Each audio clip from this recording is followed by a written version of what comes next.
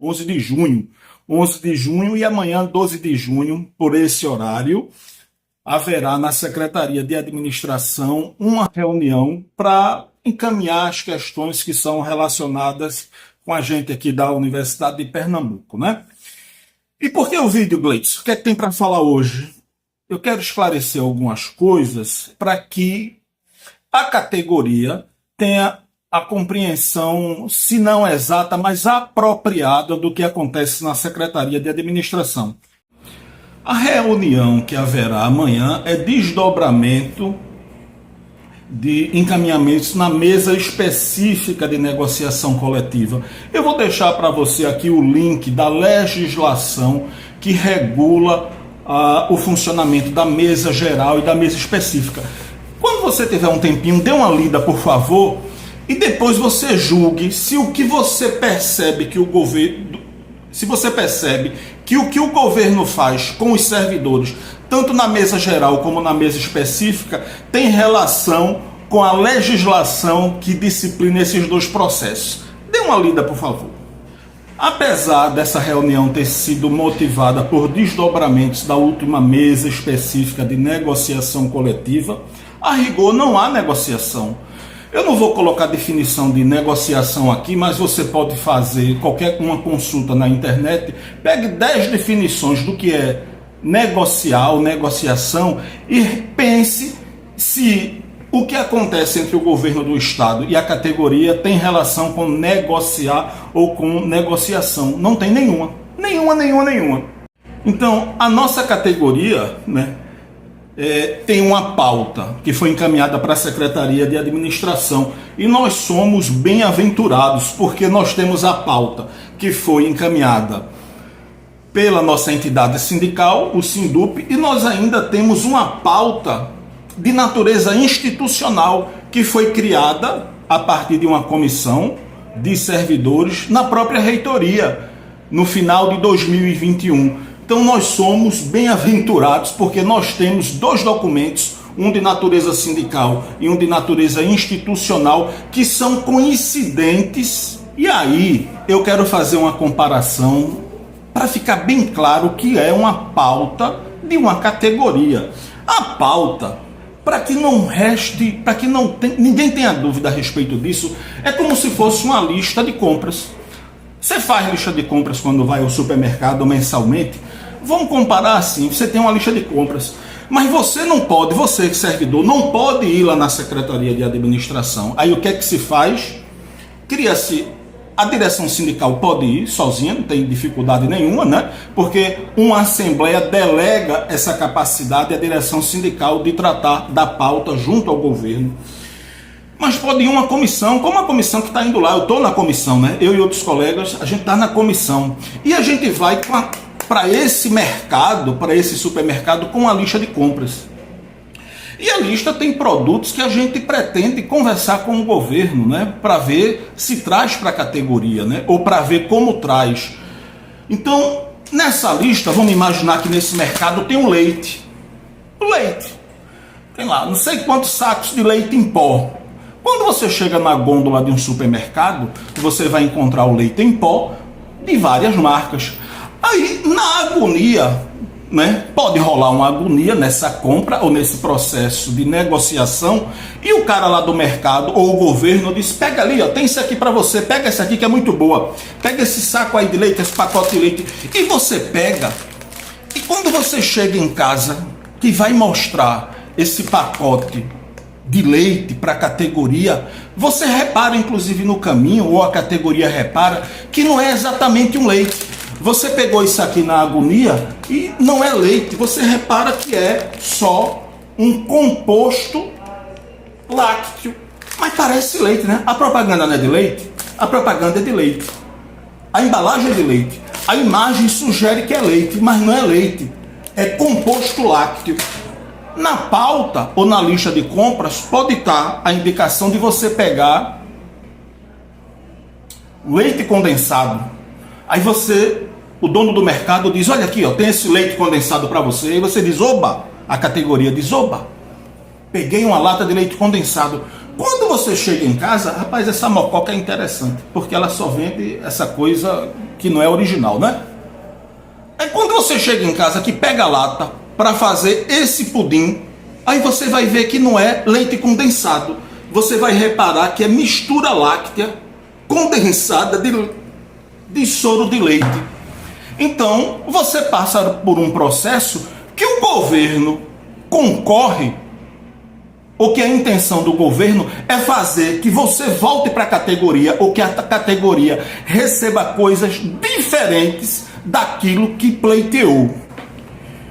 Então, nesse processo todo, nós somos subjugados, a comissão e a categoria, inclusive. Essa é a minha opinião, não estou falando pela comissão, não estou falando por direção de sindicato, estou falando por mim, é a minha impressão. Então, nesse processo todo, nós somos subjugados pelo governo do Estado, inclusive, repare bem, pela recusa em prestar informações necessárias. Gleidson, que tipo de informação a Secretaria de Administração, o governo do Estado, não presta? Por exemplo, o discurso do governo, o governo do Estado colocou uma camisa de força na categoria, ou nas categorias. Ela diz que negocia até 20% da folha de pagamento da categoria. Então nós perguntamos, o que significa esse volume de recursos para os técnicos administrativos da UPE? Aí a resposta é a seguinte: não interessa. Interessa que é 20%. Rapaz, pense só. Não interessa. Interessa que é 20%. Mas quanto é 20%? Não vamos nos pegar nesses números. O que importa é que é 20%. E a gente não sabe o que é que significa isso. Não é curioso uma coisa dessa? Mas ao mesmo tempo, a gente fica sabendo pela internet. Eu vou botar aqui um print que eu dei no Instagram do governo do Estado, que em relação à polícia, a propaganda inicial do governo era de que o que fosse destinado aos PMs, isso seria algo na casa de 1 bilhão, ou em torno de 1 bilhão de reais, pelos próximos 3 anos, certo? Mas só que na última reunião da mesa técnica, inclusive, nos foi dito que não foi 1 bilhão, foi 1 bilhão e 800 milhões. Para a PM tem dinheiro. Mas para os servidores da UPE, a gente não fica nem sabendo, nessas reuniões técnicas, o que é que significa exatamente 20% da folha de pagamento que se tem disponível para negociar. Então, eu disse isso tudo para introduzir a seguinte questão. Uma categoria deve ser apresentada todo tipo de proposta? É uma pergunta que está no campo da ética, mas também do campo da política. E, por mim, eu responderia da seguinte forma: pode ser, não tem dificuldade não, desde que a entidade sindical se encarregue de explicar o que significa aquelas propostas à categoria. Porque uma proposta, ela não deve ser considerada exclusivamente a partir dos valores nominais que uma tabela salarial apresenta. Ela deve ser explicada por outras perspectivas. Então, por exemplo, quando eu fui presidente do Sindup, a primeira campanha salarial, em 2010, o governo apresentou uma proposta que era patética. Eu apresentei essa proposta à categoria e na Assembleia eu indiquei que não seria razoável aprovar aquela proposta.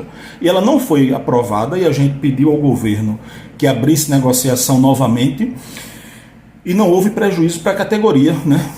Na época não abriu negociação, mas não teve prejuízo. Teve reajuste para nível elementar na ordem de 18%, nível superior e médio 10%. E em 2011 teve o que a gente chama de equiparação, concorrendo para que o servidor tivesse uma reposição no seu salário base de 48% a 101%. Repare, mas por que eu trouxe a proposta para apresentar a categoria? Porque a gente tem que dizer o seguinte, olha o que é que esse pessoal está considerando que você merece. Isso deve ser pontuado, para que a categoria entenda, inclusive, com que tipo de poder a gente está lidando, não é? Se a gente tem pretensões e alguém diz, olha, você não tem direito a nada, isso tem que ser conversado com a categoria. E o que está acontecendo agora, trazendo isso para a realidade da gente? Há propostas, pelo menos até hoje, 11 de junho, que elas promovem na nossa carreira retrocesso social. Pessoal, são propostas que poderiam estar sendo apresentadas à categoria, o sindicato poderia estar fazendo isso e não está fazendo, distribuiu aí tabelas e não explica as tabelas, é impressionante isso, o nível da irresponsabilidade. E o que está acontecendo? Parece uma torre de Babel. Por exemplo, eu quero mostrar uma coisa a vocês aqui, na proposta que faz o enquadramento considerando o efetivo tempo de serviço, que é escandalosa. Isso não está sendo discutido com os servidores. Deixa eu virar o telefone para lá para mostrar. Então deixa eu mostrar aqui. Na proposta que faz o enquadramento por tempo de serviço, que foi que o governo do estado disse, olha, nós estamos apresentando a vocês uma proposta que faz o enquadramento do servidor a partir de 10 anos.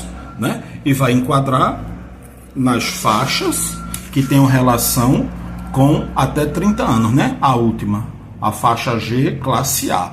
Mas para ele fazer isso, inclusive, nessa tabela que ficou horrível, o que é que ele faz? Veja aqui, com o pessoal da classe 1. Se o servidor tem condição de ficar enquadrado na faixa G, na faixa F, né? Na faixa E, na faixa D, ele não vai ser enquadrado.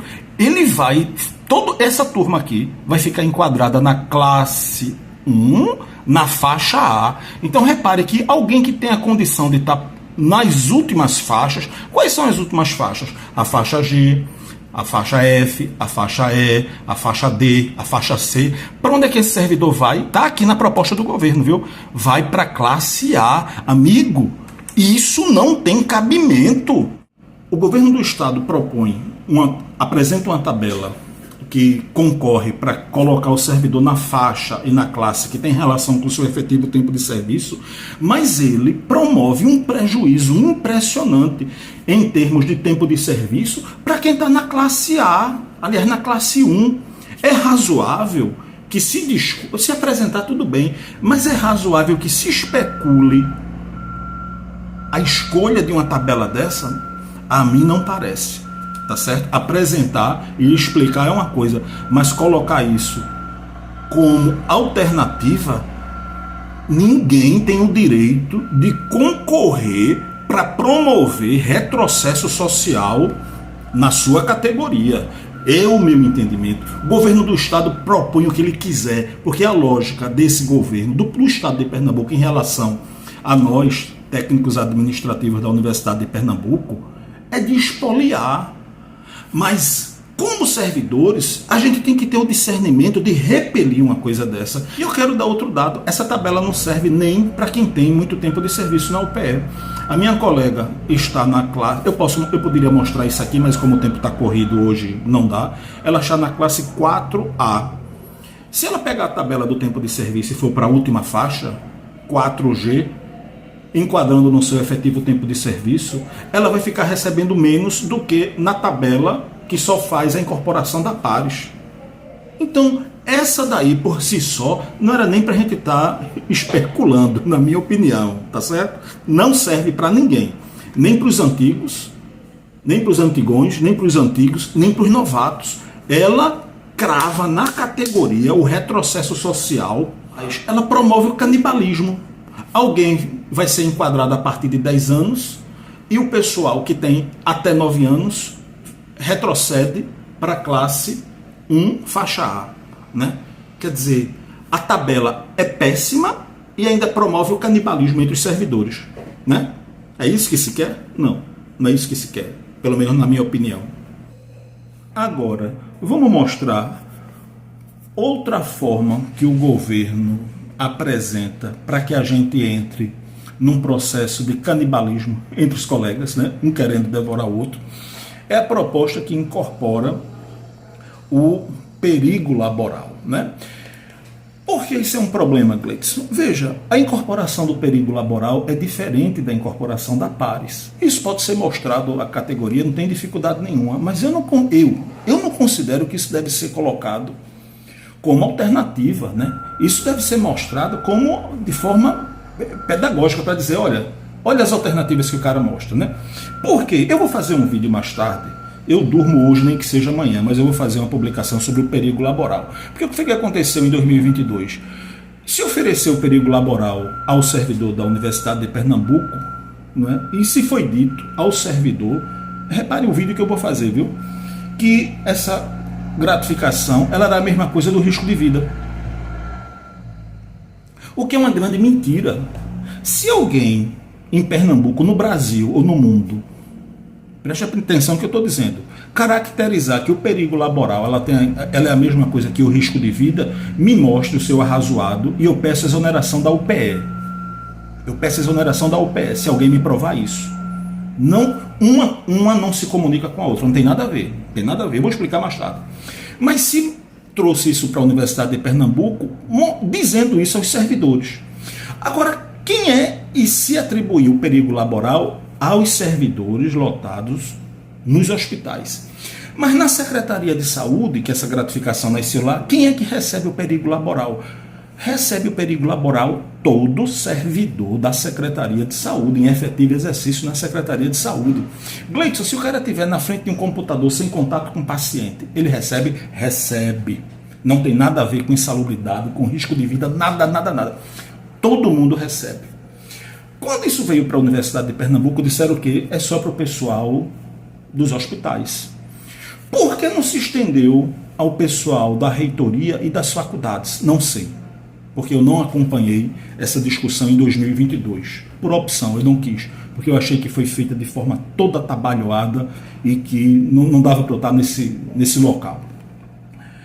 Pois bem, aí hoje, qual é a lógica do perigo laboral? Numa reunião de mesa específica, eu disse à secretária, se a senhora encontrar no Brasil algum caso como o de Pernambuco, em que se suprimiu o risco de vida dos servidores, concedendo uma gratificação de natureza genérica como perigo laboral, me diga, porque isso é inédito. E se alguém estiver escutando isso, tiver como caracterizar que o perigo laboral é igual ao risco de vida, me diga e traga o formulário da UPE, aquele de protocolo, que eu peço exoneração da UPE.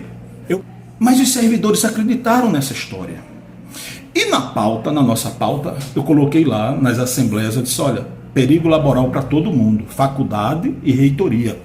Porque uma coisa é você incorporar a pares, porque ela vai ser incorporada integralmente. Mas outra coisa é incorporar o perigo laboral, porque ele não seria incorporado integralmente. Olha aí, já começa aí uma dificuldade, né?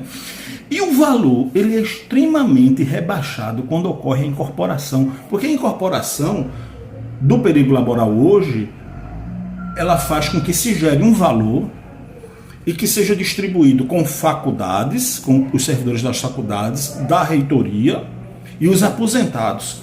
Aí me diga uma coisa, meu amigo, me diga uma coisa com toda franqueza. Com toda franqueza. Como é que a gente... Veja, uma coisa é apresentar uma lógica dessa, né? Mas outra coisa é defender isso. Como é que a gente pode defender uma proposta dessa que, novamente, promove retrocesso para uma parte da categoria, a dos hospitais? Faculdade e reitoria, a nossa direção sindical, né, é que tem que dizer, olha, isso, governo, que você fez, a forma como você atribuiu essa gratificação na Universidade de Pernambuco, ela está errada e está caracterizada que ela está errada. Porque se lá na Secretaria de Saúde foi para todo mundo, por que aqui foi só para os hospitais? Então, o governo do estado que estenda o perigo laboral para a reitoria e para as faculdades, porque é mais do que merecido. E eu digo uma coisa, viu? Esse ponto de pauta está na nossa proposta por insistência minha. Então, a rigor, pessoal, nós temos duas propostas que concorrem em determinado nível para promover retrocessos sociais na nossa categoria. Para mim, até agora, hoje, amanhã pode mudar tudo no dia 12, mas hoje, para mim, só tem uma proposta para apreciar. É aquela que incorpora pares, tem lá uma reposição de inflação e pronto. Para mim tem essa. A que faz o tempo de serviço, para mim, não faz sentido, porque inclusive para mim, até do ponto de vista do valor nominal, não serve também, né? Porque inclusive não dá para mostrar aqui em virtude do tempo, mas o que é que ele faz com essa tabela? Ele achata todos os valores nominais dela, comparando com a proposta em que é feito apenas a incorporação da PAT. E aqui incorpora perigo laboral, retrocesso social também.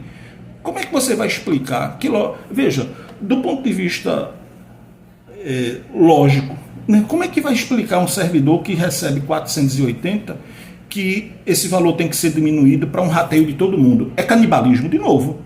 A gente, veja, a energia da gente não está sendo conduzida para a gente reivindicar isso do Estado. Para que o Estado corrija um erro que ele, Estado, deu causa.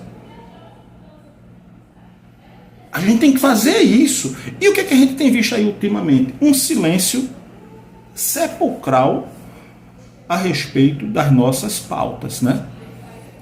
É um abatimento impressionante e o estímulo para que o servidor aceite qualquer coisa que se dê de maneira irrefletida. Então eu quero dizer que, inclusive, a partir de hoje ou de amanhã, né, nessas reuniões técnicas, eu não vou, eu particularmente, não vou nem pedir exercício de determinadas propostas com receio de que essas propostas sejam, como está acontecendo agora, apresentadas à categoria sem nenhuma explicação, né? Porque isso gera tumulto, né? Gera incertezas, gera inclusive servidor contra servidor, porque o sentimento hoje na UPE é esse, e o governo está blindado. E a direção sindical não explica nada, está omissa. E ao final de tudo isso, o que é que vai acontecer? Servidor intrigado com servidor, governo do Estado fazendo as maiores arbitrariedades e saindo como alguém que está fazendo responsavelmente aquilo que pode fazer, né? E convencendo você de que o problema da carreira é você, servidor, não é o governo do Estado. Não, queridos. A gente tem que refletir de maneira apropriada, sem pressa, sem agonia, a respeito dessas coisas que estão sendo oferecidas a gente. Porque, ao fim e ao cabo, terminando agora, o que é que vai acontecer? A gente vai para o mercado com uma lista para comprar leite em pó, não traz nem aquela coisa láctea, né? Aquilo que não é leite. Está trazendo areia enrolada no saco e dizendo que é leite. É isso aí.